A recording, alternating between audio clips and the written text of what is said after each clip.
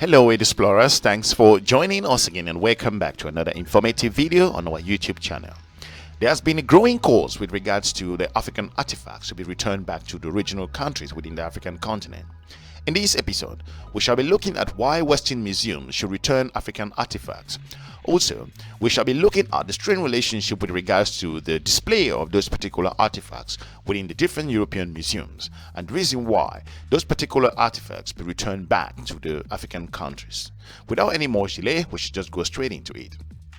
A large number of artifacts held in Western museums and libraries are known to have appropriated over the ages through conquest and colonialism. The looting of African objects, anthropologists, curators, and private collectors took place in war as well as in peaceful times. It was justified as an act of benevolence, as serving the dying knowledge. Some museums have started to try and also acknowledge that their collections have uncomfortable history tied to colonial violence. Nevertheless, Britain's long-standing policy is not to seize ownership over its looted treasures. As then Prime Minister David Cameron once said of Greece, for example, that Greece earthen marbles and also Indians know I know diamonds, that he certainly don't believe in returnism. In Western museums, African continues to be depicted as warriors, bribes, and also warrior tribes with superstitious beliefs and homogeneous, unchanging culture. The defense against returnism is the same defense museums give for their own existence. They are custodians and also conservers of humanity, cultural and natural treasures. This may seem like a valiant cause, but it essentially means that Ethiopian or the people of India and Greece cannot be trusted to preserve their own cultural heritage. This is why the call for patriotism, for repatriation, grow louder every day. A more serious problem is that the collection retains and perpetuated the stereotype that the European museums actually display in those particular African cultural contexts and still have about Africans and the perception. The thousands of articles collected in most museums are not accompanied with their original history. The items on display are selected, organized, and given tags or identifications by Europeans. The power to select, name, and also decide the meaning of those items makes Europeans the author of the African history. If you are new to this channel, we will ask you to subscribe and share our videos to your different network. With regards to the legacy of those particular artifacts, according to the International Council of Museums, celebrates every May of every year, looking at those particular areas. It's an important museums play an important area in terms of the means of cultural exchange, enrichment of cultures, and also development of mutual understanding, cooperation, and peace amongst people. Museums and libraries preserve artifacts and also manuscripts in the name of cultural perseverance so that generations are in the future can enjoy them. But this isn't always the case. The truth is that there are artifacts on display in Western museums that fail to meet those particular lofty ideas as purported by this particular organization. Those ranges from animal and also cultural objects to the collection of human remains. The remains include thousands of African skulls. This collection of African remains are reminiscence of the scientific difficulties that were not represented, and also the creation of human zoos, which took place as recently as of 1958 when living people from the Congo were put on display for a welfare event. Repatriation helps address the historical injustices museums have caused and also restore African agencies as producers of their own history. They don't express African history or culture or offer any means of cultural exchange or mutual understanding. As the International Council of Museums suggests, they are part of the legacy of European men who traveled to distant land and also brought items of interest that fascinated their audiences in what was then known as Cabinet of Curiosity, a popular way of representing an unknown place and also lives. Looking at this, the Cabinet of Curiosity evolved into modern museums. Today, there are some attempts to make African display more culturally sensitive. For example, the Belgian African Museum was refurbished with the aim of removing its particular art and also the neo-colonial narrative associated with the museum. But those changes don't amounts to the reversal of colonial narrative. They simply make museum looks progressive and also relevant to today's society. Another tactical display by museums and libraries into claims that they are making texts available to humanity by digitizing manuscripts and also documents. By those books and only accessible to people who speak the languages within the European culture. In that particular context, the cataloging of them and those who have an internet access and connection.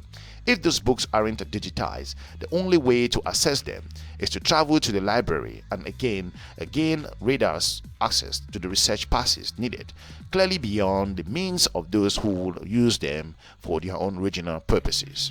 If you are new to our channel, we will encourage you to subscribe and share our videos to your different network.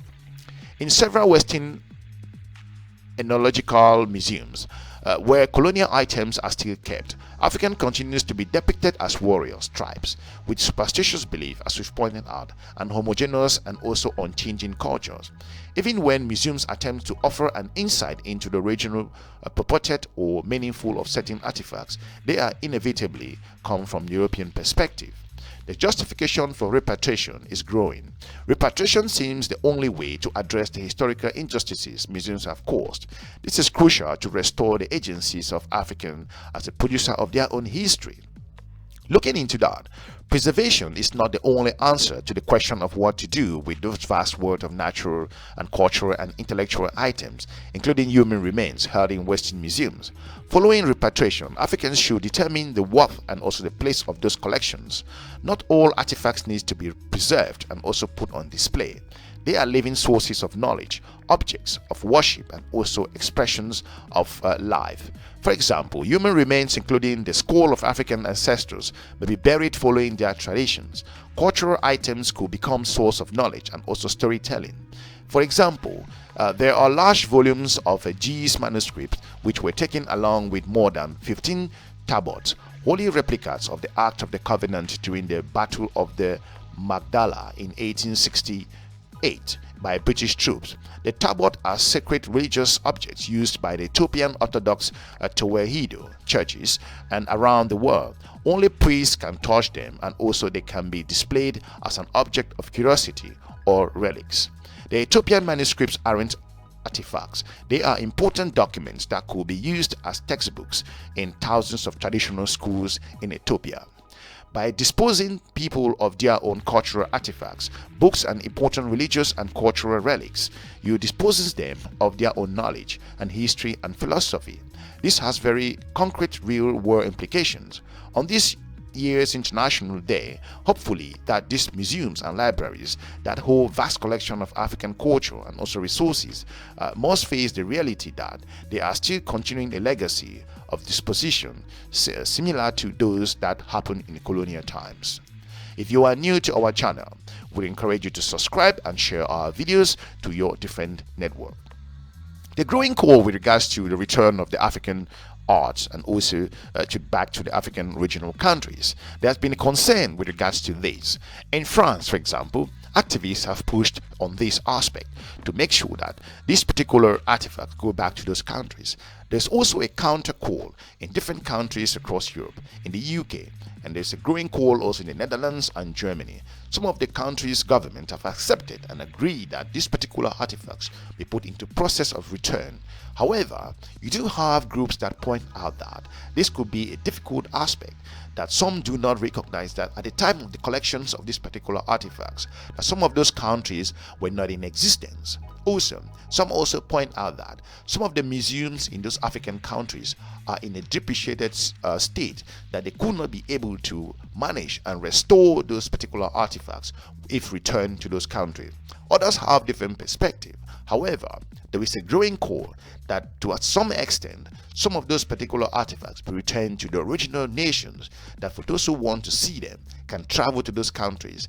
In terms of economy, that those countries also should benefit in terms of resources, that for people traveling there by tourists, they can collect also fees and also make sure that it helps emerge and develop the economies of those African nations. If you are new here, we consider you welcome to watching our channel, and we encourage you to subscribe and share our videos to your different network. That's all we got for you with regards to this question of the African artifacts be returned back to the African continent. If you feel that this is a issue which need to be addressed, and also make sure that these particular artifacts be sent back to the original country, we would like to hear from you. If you have a different view with regards to this, we would also like to hear from you from the comment section. But for now, I want to thank you for watching the EDUSPLORER. Hopefully you were able to watch some of our other previous videos, and we shall be looking forward to meeting you in our next episode. Thank you very much, and we're looking forward to seeing you again soon. Bye bye.